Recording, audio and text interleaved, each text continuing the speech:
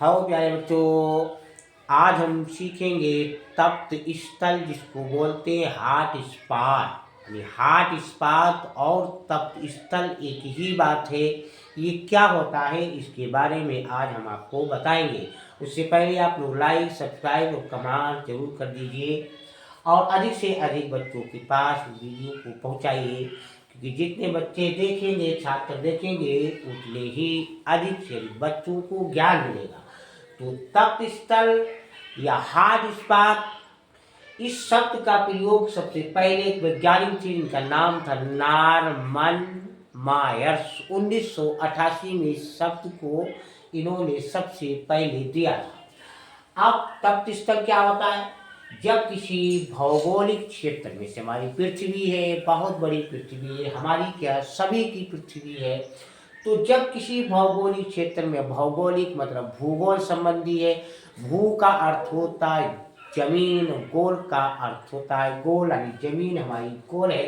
तो जब किसी भौगोलिक क्षेत्र में यानी इस जमीन में किसी भी क्षेत्र में जैव विविधता, यानी जैव विविधता का अर्थ जैसे वहाँ पेड़ पौधे हों, जीव जंतु हों, उनमें विविधता हो, उनमें भिन्नता हो, अलग अलग हो और संकट में हो, उसी को हम बोलते हैं तप्त स्थल या हॉट स्पॉट।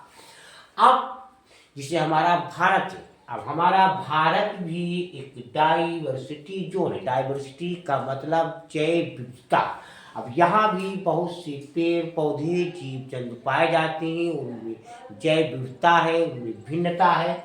और एक होता है, कुछ देश ऐसे हैं जहाँ उच्च स्तर पर यानी पेड़ पौधों जीव जंतुओं की संख्या अधिक से अधिक पाई जाती है, वो आते हैं मेगा डाइवर्सिटी में। मेगा डाइवर्सिटी में, तो मेगा डाइवर्सिटी में हमारा देश भी आता है, हमारा भारत भी आता है, हमारा इंडिया भी आता है। तो इस तप्त स्थल को यानी हॉट स्पॉट को यानी लक्षणों के आधार पर इसको दो भागों में बांटा गया है। तप्त स्थल दो भागों में निर्धारित किए गए। वो दो भाग कौन कौन से?